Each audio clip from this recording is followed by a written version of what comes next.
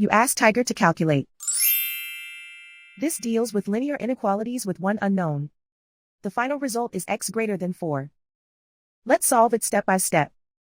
Group all constants on the right side of the inequality. Subtract 11 from both sides.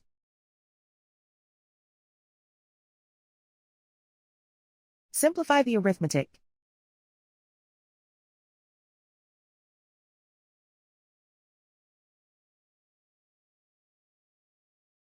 Isolate the x. Divide both sides by 5.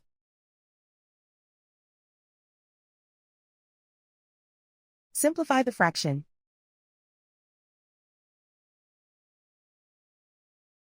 Find the greatest common factor of the numerator and denominator.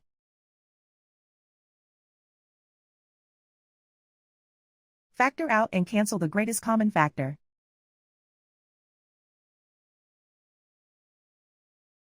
Plot the solution on a coordinate grid.